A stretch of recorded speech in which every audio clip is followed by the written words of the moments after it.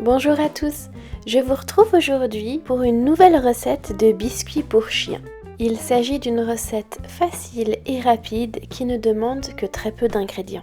Il vous faudra donc 100 g de viande hachée de poulet, 100 g de flocons d'avoine, 2 à 3 cuillères à soupe de persil séché et 2 à 3 cuillères à soupe d'huile de colza.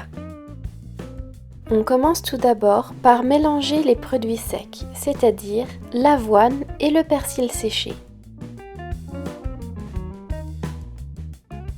Pour y ajouter ensuite l'huile et la viande hachée de poulet.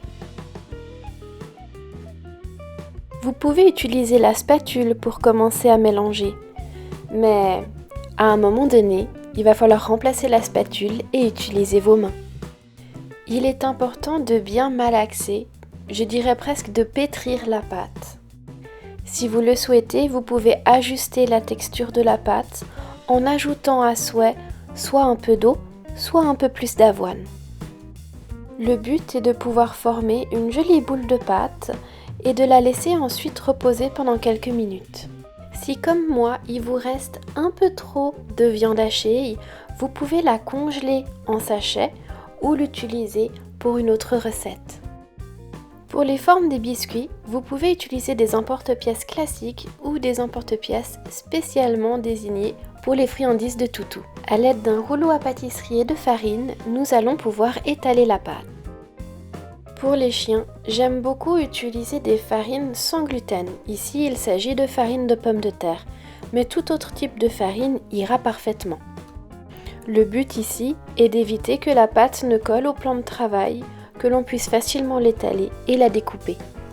Profitez-en pour malaxer un petit coup la pâte avant de reformer une boule et de l'étaler d'une façon relativement fine. N'hésitez pas à rajouter un peu de farine sur le dessus lorsque vous la roulez.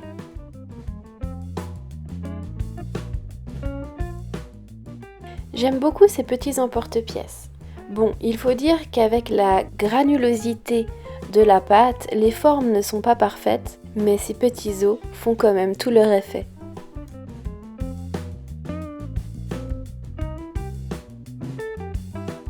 Placez les petits biscuits sur du papier sulfurisé. Il n'y a pas besoin de les espacer beaucoup car ils ne vont pas gonfler. Enfournez-les au four préchauffé à 180 degrés Celsius. Ils vont y rester pendant 30 minutes. Après 30 minutes, vous pouvez vérifier la texture. Une fois que vous avez éteint le four, vous laisserez quand même les biscuits dedans pour qu'ils puissent sécher en refroidissant. Et voilà de délicieux petits biscuits pour votre quatre-pattes préféré. Personnellement, je conserve les biscuits faits maison dans une boîte hermétique au frigo pendant quelques jours. J'y ajoute même un papier ménager pour qu'il absorbe leur humidité. Bon, on se retrouve maintenant pour le test des toutous. Cette recette est super simple et super rapide à faire. C'était surtout long pour Milo parce qu'il est resté assis devant le four en attendant que ce soit prêt.